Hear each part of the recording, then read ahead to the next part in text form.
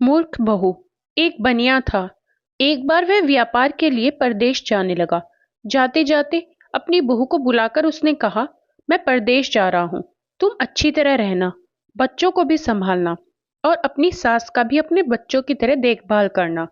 याद रखना, माँ से कोई काम मत करवाना। बहू ने बोला, ठीक है, मैं आपकी बात समझ गई। मैं वैसा ही करूंगी जैसा आपने बोला है। आप आराम से जाइए। बहू ने बात ध्यान में रखी। बनिया तो चला गया। बहू ने दूसरे ही दिन माँ जी से कह दिया, माँ जी, आपके बेटे मुझसे कह गए हैं कि माँ को अपने बच्चों की तरह संभालना और उनको कोई काम मत करने देना। अब आप घर का कोई काम मत कीजिए। आप तो इन बच्चों के साथ खेलिए, खाइए और मौज करिए। माँ जी गहरी सोच में पड़ गई। फिर बोली, बहू, ठीक है, अब मैं ऐसा ही करूंगी। कुछ दिनों के बाद बहू ने अपनी बेटी के कान छिदवाए। उस समय बहू को अपने पति की यह बात याद आई कि माँ को बच्चों की तरह ही संभालना है। इसलिए बहू ने माँ जी के कान छिदवाने की बात सोची। उसने माँ जी से कहा, माँ जी, चलिए, आपके कान छिदवाने हैं। सुनकर माँ जी घबरा उठी। उन्होंने बहू से कहा, बहू, मुझे अपने कान नहीं छिदवाने हैं। क्या आप अपने इस बुढ़ापे में मैं कान छिदवाऊं? बहू बोली, जी नहीं माँ जी, आपको तो यह करना ही होगा।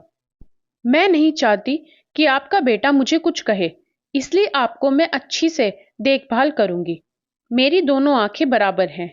जैसी लड़की है वैसी ही आप भी हैं। माँ जी मन ही मन समझ गई और सुनार के पास बैठकर उन्होंने अपने कान छिदवा लिए। सुनार ने कान बीन दिए और कान में धागा भी डाला। बहू जिस तरह रोज रोज लड़की के कान में तेल लगाती थी, उसी तरह माँ जी के कान में भी लगाती रही।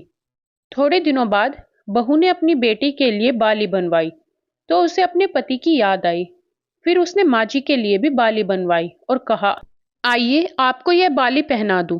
माँ जी ने कहा, बहू, मुझको बाली क्यों पहनाती हो? मैं बूढ़ी हूं, मुझे इसकी जरूरत नहीं है।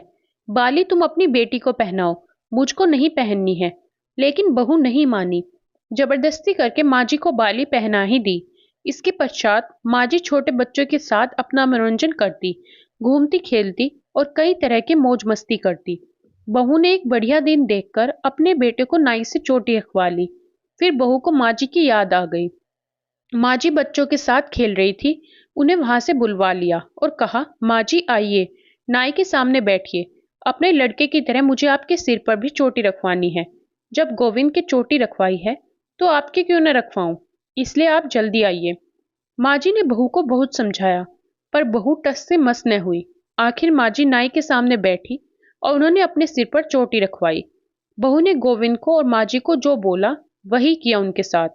बाद में बहू रोज माँ जी की चोटी में तेल डालती, चोटी गूंथती और सर पर ओढ़नी डालकर माँ जी को बच्चों के साथ खेलने के लिए भेजती।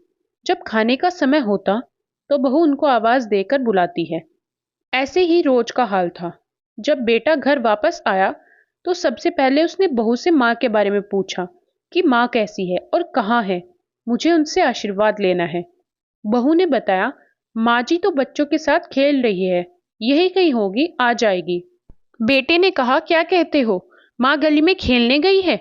गली में तो बच्चे खेलते हैं, क्या बूढ़ी माँ कहीं खेलने जाती है? बहू ने कहा, मैं तो माँ को खेलने भेजती हूँ। आपने कहा नहीं था कि माँ को बच्चों की तरह रखना? मैंने तो लड़की की तरह ही माँ के भी कान बिंदवाए हैं और कानों में बालियां पहनाई है। जब लड़के की चोटी रखवाई तो मैंने माँ की भी चोटी रखवा ली थी। जब मैं सबको खेलने भेजती हूँ तो माँ को क्यों ना भेजूं? मुझको सबके साथ साथ एक सा व्यवहार करना चाहिए। पति समझ गया कि उसकी मूर्ख स्त्री की अकल का दिवाला निकल गया है। बाद में पति के कहने पर बहू ने माँ को पुकारा। माँ जी गली में से खेलती खेलती आई और अपने बेटे को देखकर उसकी आंखों में आंसू छलछला आए। माँ की हालत देखकर बेटा भी दुखी हो उठा।